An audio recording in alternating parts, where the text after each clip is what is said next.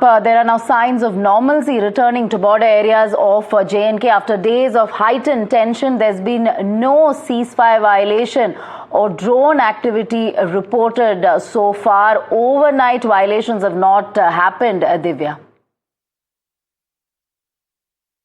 Of course, Radhika, also is Jammu and Kashmir Chief Minister Omar Abdullah, who will be visiting Kupwara today, one of the areas that had been shelled by Pakistan. And speaking to locals there, Omar Abdullah said that he supported the demand by locals for individual bunkers. Do remember that was a big issue when our colleague Shivarur was reporting from various places that had been destroyed and damaged severely by that shelling that took place along the line of control, and these town areas that were damaged. Of course, this is on account of no bunkers in the area, and there you can see Omar Abdullah there taking stock of the situation.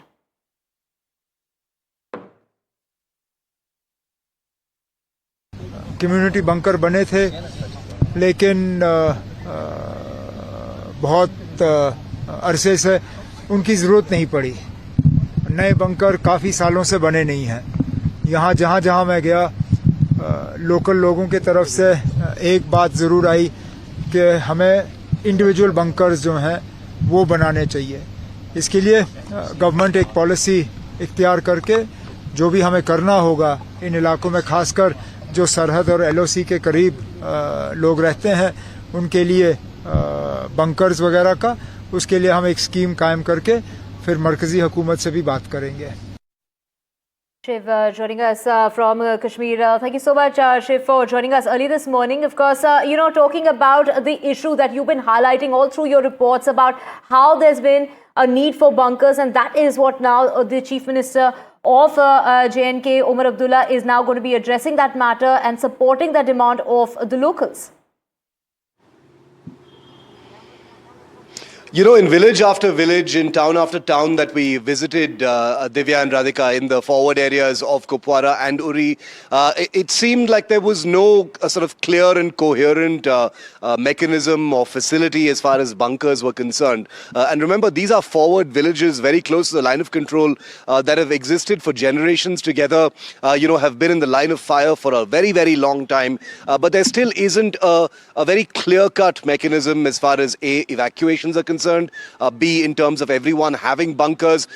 Some of the more affluent persons in villages build their own bunkers under their houses, but these are not, obviously these are not optimal at all, because these are not reinforced bunkers many of the times. We've actually seen bunkers which have collapsed as well in shelling. So it's a little bit of a messy situation right now, but I'm hoping that with Omar Abdullah traveling there in the wake of what has been, undoubtedly not only a very tense time for the villages of Uri and Kupwara, but also a wake-up call in terms of India setting a new normal as far as Pakistan is concerned, and the possibility that if there is another provocation or an escalation from Pakistan's side, it is very, very, expected that shells will fly again.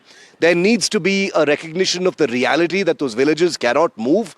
Many of the people there refuse to even adhere to evacuation orders, and therefore bunkers seems to be the best possible solution. So why not figure out, either community bunkers or bunkers under each house? We've seen bunkers, that can hold about 10 people, being stuffed with about 20 to 25 people, including small children, during the shelling, which is not only not optimal, but frankly quite dangerous. So let's hope and hope that at least with the history that's been made in the last 1 week, the spotlight will not shift from these forward villages. And let's also remember that unexploded ordnance, shells, mortars, etc., that are scattered around some of these villages poses another risk, and that's actually a challenge for people returning to their homes now.